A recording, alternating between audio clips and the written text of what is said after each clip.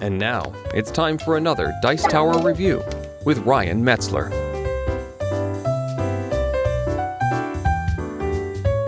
Hey everybody, it's Ryan Metzler here again, and today we're going to take a look at Keyflower by Richard Breese, which is a game in which you're going to be using workers of different colors, not your own particular color, in order to bid on different tiles, activate different tiles, and add those tiles to your own little village in order to try and generate resources and score victory points at the end of the game through various bonus mechanisms. So real quick, we'll take a look at what you get inside of this box and how the game plays. Note that it does play 2 to 6 players, but I'm not going to show you all of those ranges, just one player number. But anyhow, we'll see how the game plays, we'll get my opinions on it at the end of the video, and you can make a decision as to whether or not it's a game for yourself. So here you can see the setup for Keyflower. Now this is a worker utilization game where you're going to be placing workers to bid for different things, and you're going to be using workers in order to generate resources, more workers, and various other types of movement to move resources around in order to upgrade your tiles. Now each player has one of these little screens that's going to hide their workers. I'm going to get rid of it just so we can see everything easily, but note that your information is hidden. Each player will also start the game with 8 workers. You'll see that I have 3 different colors of workers here. I do not have a player color. Workers are not a player color. They are basically resources that you're using to bid on specific things, and you'll be bidding specific colors of resources. So each player will start the game with their 8 workers. In addition, this player is the first player. They have this pawn, and they have some tiles that they'll be using at the end of the game. They'll know what these tiles are, but they'll choose to use some or none of these tiles in the last round of the game to be placed out here in the center to be bid on. So they can have kind of a goal knowing what these tiles are. For example, this one here says that for every 3 resources you have at the end of the game, you'll get 5 points if you win this tile. This one here is every green worker you have at the end of the game will be worth 2 points. And this one here is simply worth 12 points to whoever wins it. So they can kind of gear their goal of the game towards what these tiles are, and then at the end of the game decide which one of them they want to be able to be bid on based on what everybody else has done.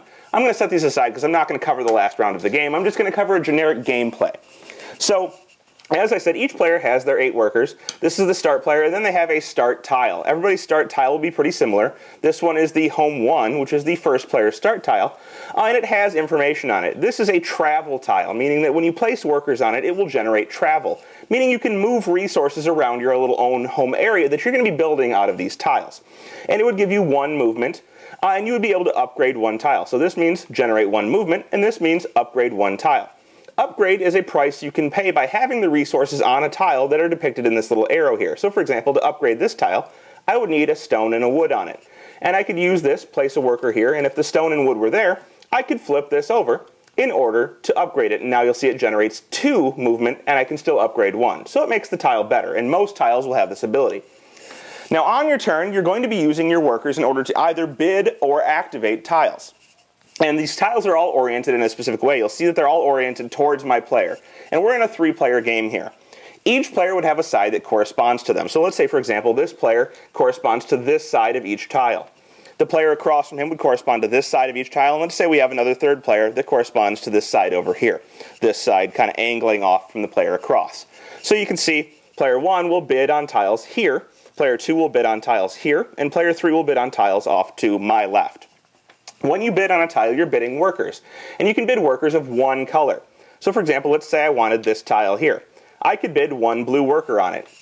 Now the currency is blue for this tile, and the next player would have their own workers. And they would be able to bid on the tile. And if they wanted to outbid me on that tile, they would have to place more blue workers than I have there. So they, for example, could bid 2 blue workers if they wanted to. And they would have their own supply, and they'd take out 2 blue workers, and they would place them on their side of the board. So for example, like this. And now that bid is beating my bid. And the next player has a chance to bid, and they can bid on any tile they want. And they would bid whatever color workers they wanted to. So maybe they bid with red instead of with blue, and they want to bid over here. Now this is a tile that has to be bid on with red.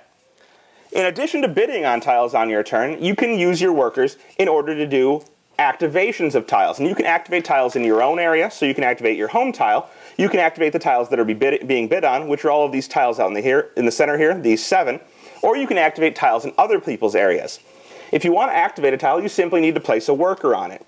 So for example, like this, I could place this worker on the workshop here, and this would generate 1 stone, 1 wood, or 1 coal, or whatever it is, a black resource. And I could generate that. If I'm generating a resource from something that's in the center, it generates on my home tile. So now I have this black resource on my home tile. I probably wouldn't take black because I probably want to upgrade my home tile eventually, so maybe I take one of these gray resources and I place it there. This now is a blue tile, and anybody that wants to bid for it is going to have to bid with blue workers.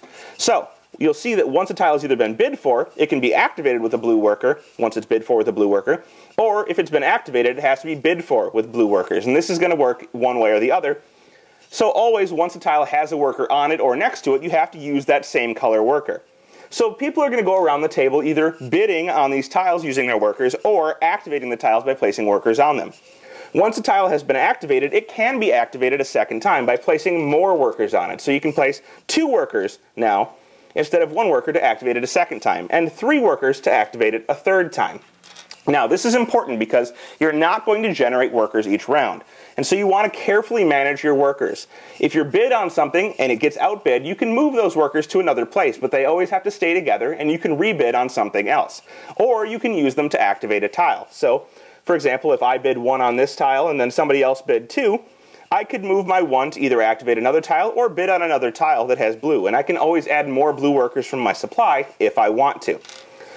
As I said, you can activate tiles in the center, you can activate them in your own area, or you can activate them in other people's areas. Tiles that are activated in your own area will generate the resources where the workers are placed. If they're generated in the center of the table, they'll go to your home, and if they're generated in someone else's area, they'll go to your home as well. So in this way, you can kind of block people out of actions or try and prevent people from taking actions in their own areas or out in the center of the table, and you can definitely try and outbid to get the tiles you want to place them in your area. Now, why would you want tiles in your area? That's a good question. Anytime you place a worker on a tile, the owner of that tile at the end of the round will get to keep those workers. So if I placed a blue worker in here to activate my home tile, meaning that I can move resources along, I'm going to be able to keep this blue worker in the next round. The same is true for tiles activated in the center of the table. The winner of this workshop tile will keep any workers that were placed on it in order to activate it. So by winning the tile, you're not only winning the tile itself, but you're winning all workers that were used on that tile. Likewise, if you want to use something in someone else's area and you place a worker into their area, they're going to get to keep that worker at the end of the turn. And that's how the flow of workers is going to work. You're going to bid your workers, which are essentially colored resources, in order to get tiles. You're going to use your workers in order to activate tiles, but they're going to go to whoever gets that tile or whoever has that tile for the round. Now, all of the tiles do different things. You'll see that there are these 7 tiles available in the first round of the game. And some of them are going to be more transport tiles, allowing you to move resources from one tile to the next along these roads. You'll see there are roads on them in this 3 different directions, and your home tile has 5 roads on it. You'll see that other ones are going to generate resources. So for example, this one here will generate 2 black resources when you place a worker on it. And you can upgrade it by getting one of these special little skill tokens that you can generate in different ways. This one will generate 1 black, and you'll see some will generate more workers, which means you simply place a worker on there and pull a worker from the bag and add it to your supply. So getting more workers that way is going to be a good way to go. The apprentice hall here will generate those skill tokens I'm talking about, and you simply grab one of those from the face down area once you activate that tile and place it into your own little supply, and now you have one of these anvils. And the anvil, as I showed you earlier, will allow you to upgrade some tiles, or they'll be able to be used for resources in other ways. But this one, if you got an anvil onto this tile, would allow you to upgrade it. So, you'll see that using the tiles will allow you to generate different resources and different skills. But after that, you're actually going to have to be bidding on these turn order tiles as well, because these are going to be another way to get more workers into the game. So while you're bidding on these, you're also able to bid on the 2 turn order tiles. They're bid in the same way, they can't be activated, but at the end of the round, whoever has won each of the tiles is going to put their workers back into this bag. They're going to take the appropriate tiles and they're going to add them to their own little villages. In addition to this, you're going to have to bid on these tiles and see who wins these tiles. And the winner of these tiles is going to get their choice of the first boat that's available over here on the side. You'll see these boats have workers on them as well as some skill tiles. And it tells you on these tiles how many to place there. They have their choice of the boat, and they can choose which one they want first, and they're going to get all of the workers from that as well as the skill tiles and place them into the supply. In addition, the person that wins this secondary one here is going to get the start player marker. They'll also get their boat, but they'll become the start player. And then the last person, in this case of the 3-player game, gets the last boat remaining and will get all of those workers as well as the remaining skill tokens. After all of this, anybody who lost a bid is going to get all of their workers back. You're going to keep all of the workers that were placed in your own area. And as I said, the tiles that you win are going to be placed in your area so that the sides connect appropriately. Much like in Carcassonne, you're going to try and place this here. where you have the roads connecting in order to build a route where you can move resources from places where they're generated to tiles where they're needed in order to upgrade them. When you do upgrade something by placing this here and having the appropriate resources on the place that you want to upgrade, so let's say, for example, I had 2 resources on the workshop. After moving 1 resource from my home tile, I can upgrade that tile by flipping it over, and I want to keep the orientation the same, but now the ability on that is going to be better. Instead of generating 1 of any of the resources, when I place a worker there, it's going to generate all 3 resources, which will of course be better. At the end of the round, you're going to remove all of the tiles that are remaining from the board from that season, anything that wasn't bid on, and you're going to put out tiles for the next season. So we go from spring to summer, and there are going to be 7 tiles in a 3-player game oriented in the same way. And of course, you'll see that the abilities get better on the tiles as you go.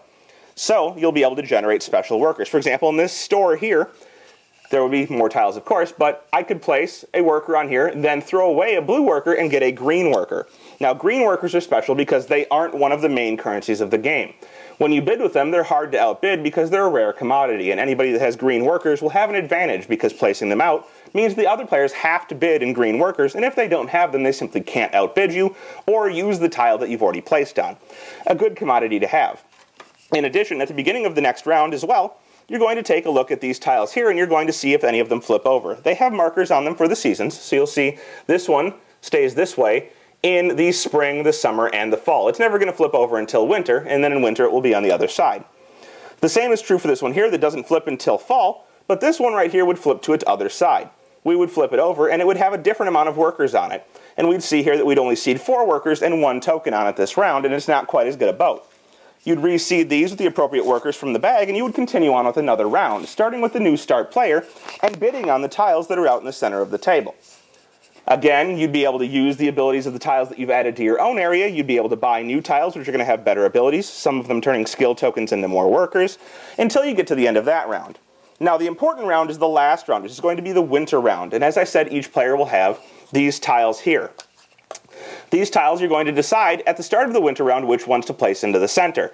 You can choose some, none, or all of them, and you're going to put them out, and basically these are going to be the tiles that are available in the last round.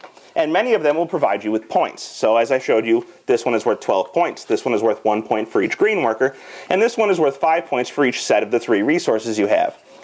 So at the end of the game, when you add these to your area, you're going to get points for those, and you're going to add them up. Other tiles will generate points for resources or various other things, and in addition, the boats at the end of the game are going to be things that you can take and add to your own area. So you'll see, when you win the turn orders in the last round, they get added to your zone. This one here, when you place it, is going to give you 1 point for each tile next to it, so you'll get to add this to your area, but they're difficult to add because they have fields on all sides. The second player one is much the same. You get 1 point for each tile next to it, but it has 2 roads on it. And then each of the boats that's available in the game will provide resources for different things. So travel tiles, for example, this one's 1 point for each travel. Or for roads that make circles, it's going to give you 1 point for each set of roads that make circles. And you're going to have ones that give you points for the length of your river that you have boats on. So if you can get more boats throughout the game, you'll get more points. And in this manner, whoever best utilizes all 3 different types of resources, utilizes their skill tokens and the ability to bid on things, retain workers and reuse them later, and activate the abilities of their tiles in the center of the table, and their opponent's tiles will be the winner. Well, there you have it. That is Keyflower, a game that I have to say I was very, very pleasantly surprised with. I didn't really know much going into it. I'm a pretty decent fan of Richard Breese games. I love, for example, Reef Encounter. This game is, of course, nothing like that, as it's in the Key series, so it's probably more akin to all of the other Key games. Now, this one has this unique aspect of using worker placement, but kind of bidding with workers. So you're dividing your workers between bidding, you're dividing them, to activating other things. You're trying to place them as much as possible on tiles that you're going to be able to retain, but sometimes you're going to need to make a sacrifice and place those workers on your opponent's tiles in order to really generate the resources or the movement or whatever the case is that you need. And as other players get tiles that you wanted or that you think are particularly useful, you're going to notice that you're going to spend more and more time trying to activate their tiles, getting to them before they do so that you get them at a cheaper price, and utilizing the most efficient tiles in order to best maximize what you can do in your own village area in order to earn victory points. And I think the game really shines there. Now, As far as worker placement goes, there's a ton of worker placement games out there, but nothing else feels quite like Keyflower, which is why I think it's so brilliant. The game is very, very well made. It's kind of not really straightforward in terms of reading the rules and setting it up and getting to play, but once you sit down and play it, I think the game flows very nicely. From that bidding to the activation of things and then moving on, replacing all of the workers back into the bag, taking your tiles and adding to them to your own village. And once you've done it one time through, I think it's really going to make a lot of sense. So don't be kind of bogged down or scared by the rule book. Once you sit down and get it into play, it's a very streamlined and well-designed game. I can't praise it enough. I think Keyflower is very good, definitely one that I'm going to keep in my collection, and I hope that you guys all check it out based on this recommendation. That is Keyflower from Richard Breese and R&D Games. Thanks so much for watching the Dice Tower videos. Find more great videos and reviews as well as our top-rated audio podcast at Dicetower.com. You can also find other great shows at Dicetowernetwork.com. I'm Eric Summerer, and you've been watching The Dice Tower. The Dice Tower is sponsored by Cool Stuff Inc., where you can find great games for great prices. Cool stuff in stock. Check them out at CoolStuffInc.com.